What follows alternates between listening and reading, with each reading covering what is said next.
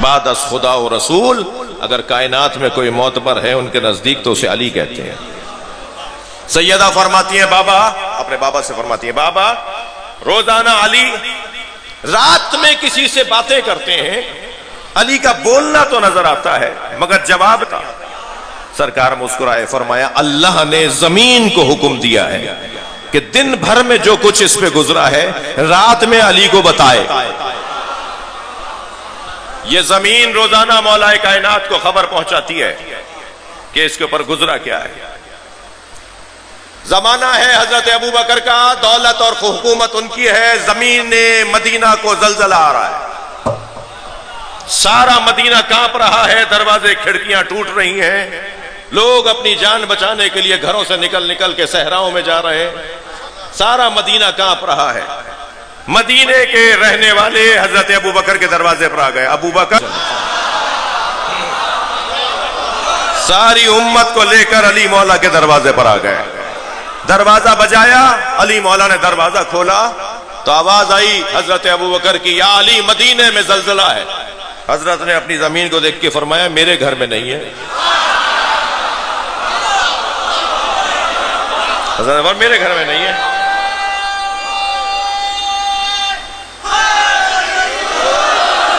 کہا سارا مدینہ کانپ رہا ہے، لوگ گھبرا رہے ہیں، خوف کا عالم ہے، خوف کی حکومت ہے، آپ مدد کریں ہماری۔ میں نے جلدی میں جملہ کہا نا، مدد مانگنے والا مسلمانوں کا پہلا خلیفہ، یا علی ہماری مدد کریں۔ ملا کتنا ہی کہتا رہے علی سے مدد مانگنا بدعت ہے، مگر صحابہ کرام نے تو مدد مانگی ہے۔ سارے صحابی کھڑے مولا کے دروازے پر، مولا نے ان کی سنی اور گھر سے نکلے، فرمایا میرے پیچھے آؤ۔ اب آگے آگے علی، پیچھے پیچھے امت، کبھی اختیار سے مانتے ہیں، کبھی اجبار سے مانتے ہیں۔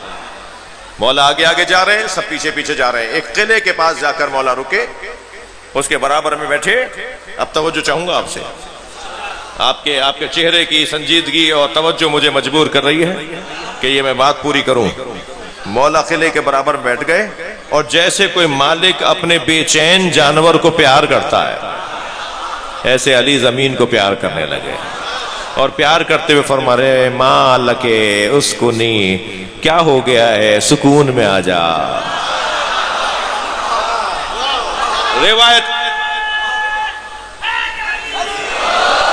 روایت کہتی ہے کانپتی بھی زمین رک گئی، اٹھے میرے مولا، فرمایا سب سکون میں آگے اپنے گھروں کو جاؤ۔ تو ایک شخص نے آواز دے کر کہا یا علی آپ زمین سے کیسے بات کر رہے تھے، آپ زمین سے بات کر رہے تھے۔ حضرت نے فرمایا تم نے قرآن نہیں پڑھا، اذا زلزلت الارض زلزالها واخرجت الارض اثقالها وقال الانسان ما لها۔ قرآن کہہ رہا ہے جب زمین کو جھٹکے آئیں گے اور زمین کے اندر کی چیزیں باہر نکل کر آئیں گی تو ایک انسان زمین سے پوچھے گا تجھے کیا ہو گیا ہے، وہ انسان میں علی ہوں۔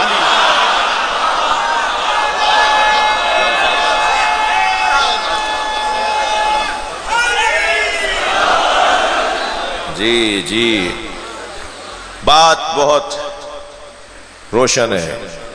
آپ اور میں جس دروازے پر بیٹھے ہیں اس سے اچھا دروازہ نہیں ہے، ہم اس کے دروازے پر بیٹھے ہیں جس کے پاس دنیا کی اطمینان کی دولت ہے اور آخرت میں نجات کی دولت ہے۔ مجلسوں میں میرے بچوں جوانوں،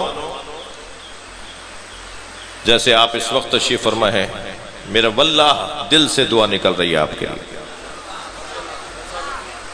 آپ نے موسم کی سختی کو ہرا دیا، آپ نے بعض اپنے لوگوں کے سوچ کو بدل دیا، تو یہ سوچ رہے تھے کہ آج گرمی بہت ہے لوگ آئیں گے نہیں۔ جب ہم ان موسموں سے نہیں متاثر ہوتے تو پھر جو جہنم میں جائیں گے علی کے دشمن ان سے ڈریں گے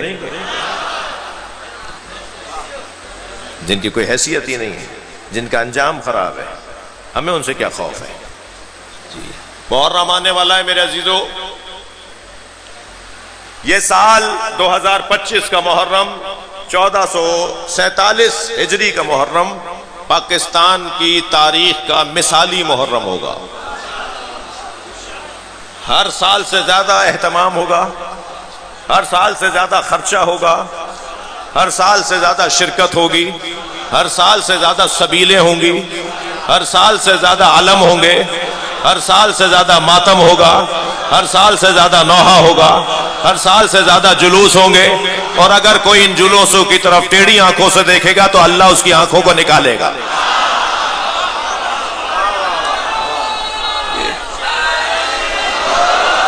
یہ میرے بھائی ابھی کوئی زبان کاٹنے کی بات کر رہے تھے. تم کیوں زبان کاٹو گے جس کی زبان کاٹنے کو ملک الموت موجود ہو؟ جی اللہ پہ چھوڑ دو نا اپنا کام. اپنے ہاتھ میں کام کیوں لے رہے ہو؟ اپنا کام ہمارا کام بھی نہیں ہے، یہ کام اللہ کا ہے.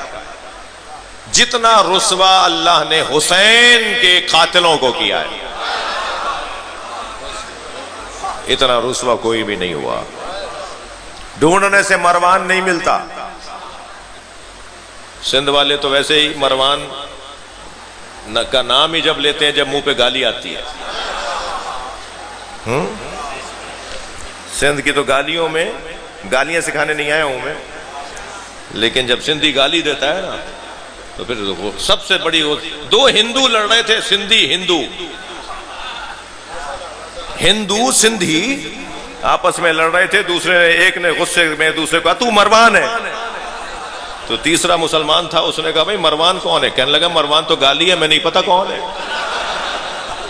اہل بیت کا دشمن جہاں گالی بن جائے اس تہذیب کو کوئی نقصان نہیں پہنچا سکتا. نہروں کا مسئلہ ابھی دبا نہیں ہے. وکیلوں سے دو باتیں کرنا چاہتا ہوں اگر تھکے ہوئے نہیں ہے تو. نہروں کا مسئلہ ابھی دبا نہیں ہے.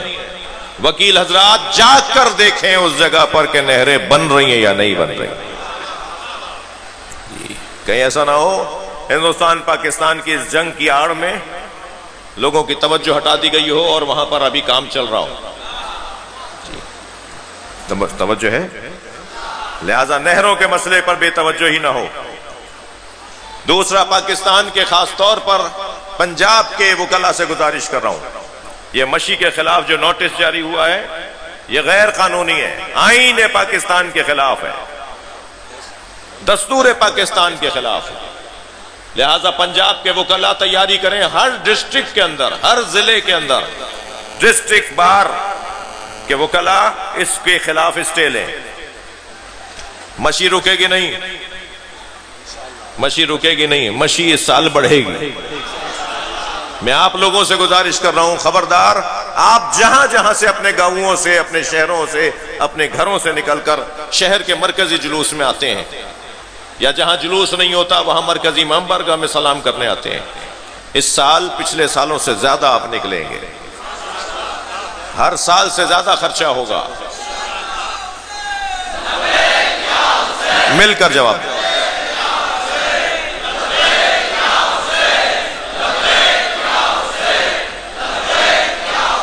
بلند صلوات دیا کریں، اس سے بلند صلوات دیا کریں.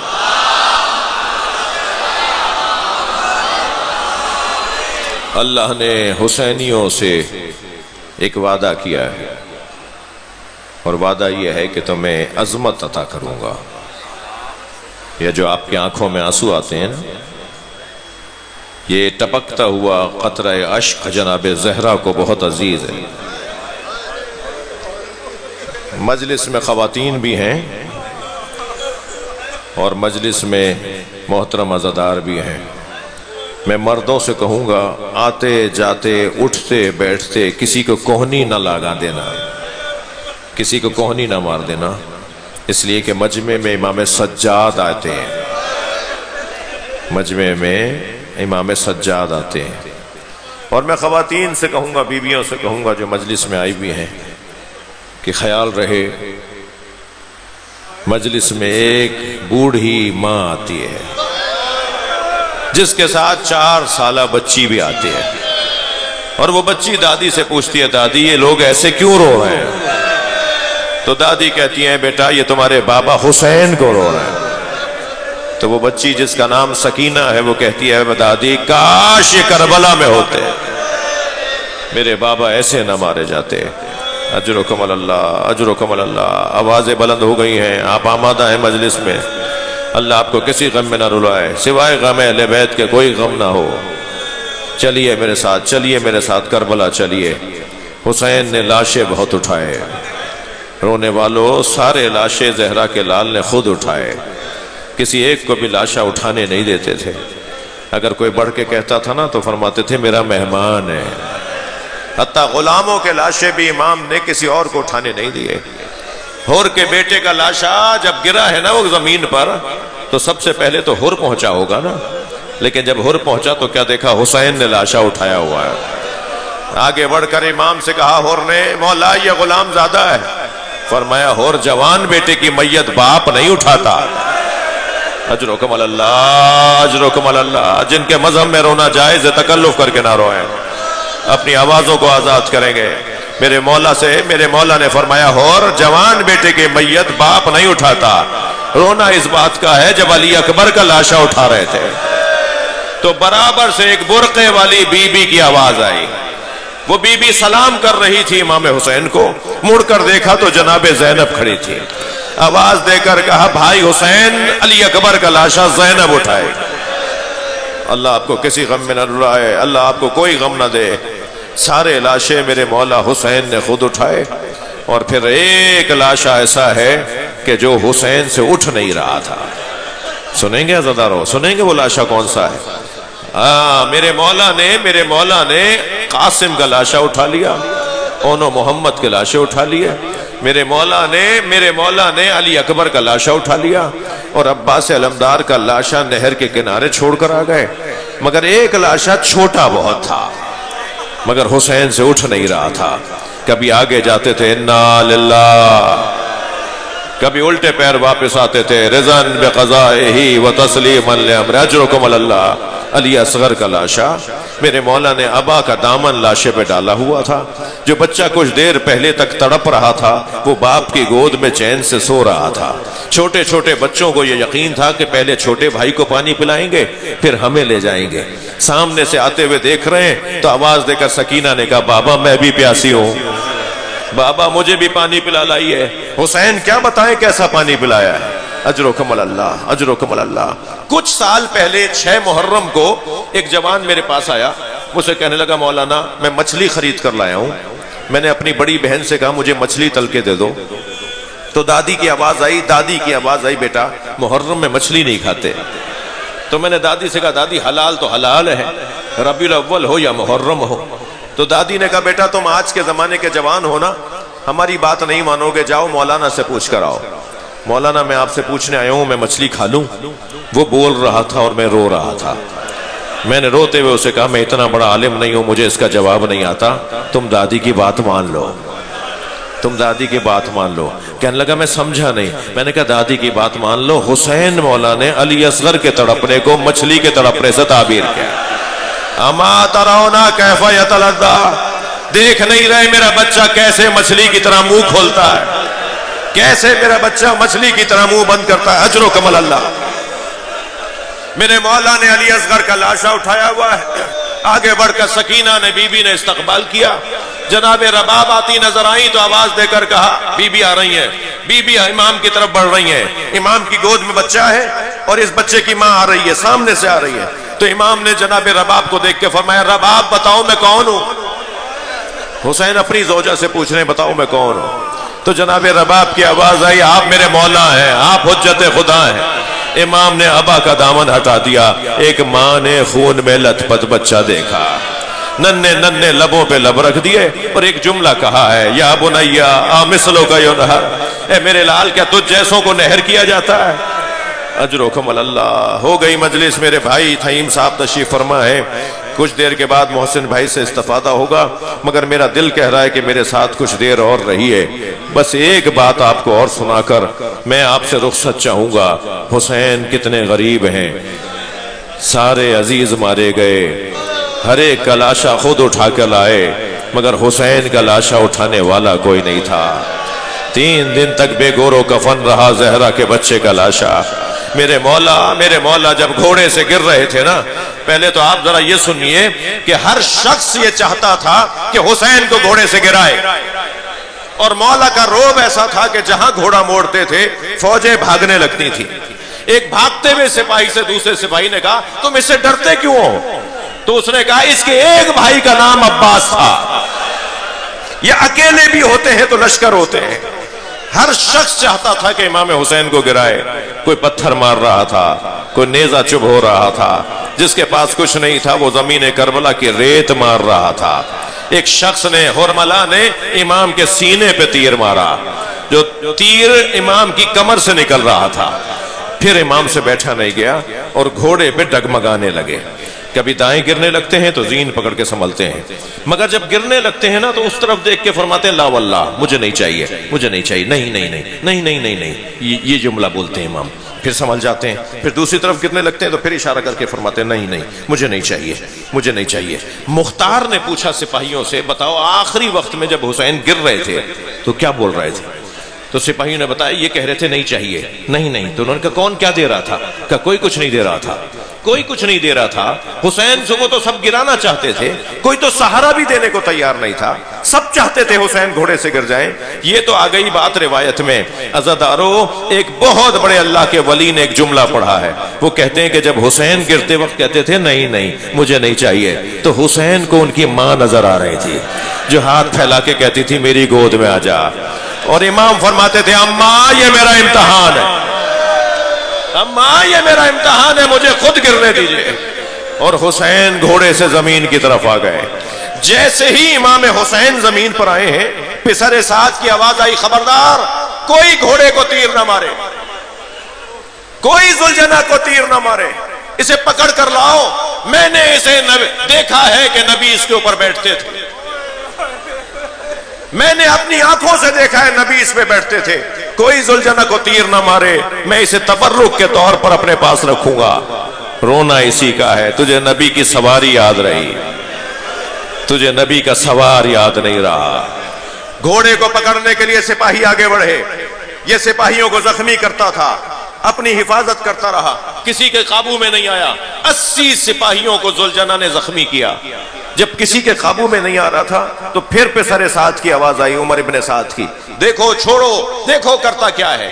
جب سپاہی پیچھے ہٹنے لگے نا، گھوڑے نے دیکھا کہ اب یہ پیچھے جا رہے ہیں، کوئی میرے قریب نہیں آ رہا، تو گھوڑے نے دائیں بائیں دیکھنا شروع کیا، اسے احساس ہوا حسین سے دور ہو گیا ہے۔ جہاں اتارا تھا نا امام حسین کو، یہ اپنی حفاظت میں دور آ گیا تھا، تو دوڑا اسی طرف جہاں اتارا تھا، مگر اسے آنے میں دیر ہو گئی تھی، امام کی گردن کاٹی جا چکی تھی، لاشیں بکھرے ہوئے تھے، یہ ہر لاشے پہ جاتا تھا اور سونگھتا تھا، اور ایسے سونگ رہا تھا جیسے اپنا پھول تلاش کر رہا ہو، اور اسی لاشے پہ جا کے رکا جو امام حسین کا لاشا تھا۔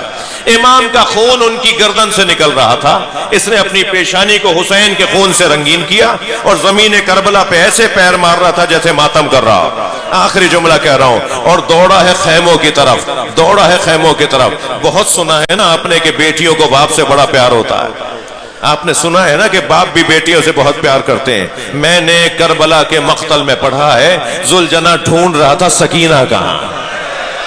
اجرکم اللہ، اجرکم اللہ، آپ کی آوازیں بلند ہیں، بس آخری جملہ کہہ رہا ہوں، سکینہ کہاں ہے؟ آوازیں لگا رہا تھا۔ ایک خیمے سے بی بی سکینہ باہر آئی، گھوڑے نے گردن جھکا دی، اس بی بی نے گھوڑے کے سر پہ ہاتھ رکھا اور ایک سوال کیا، اور سوال یہ تھا یا جواد آبی حل سقیا آبی ام قتلا شانا، اے میرے بابا کے باوفا گھوڑے مجھے اتنا بتا پانی پلا کر مارا؟ میرا بابا پیاسا بہت تھا۔ الا لعنت اللہ علی الظالمین فسیعلم الذین ظلموا ای منقلب ینقلبون۔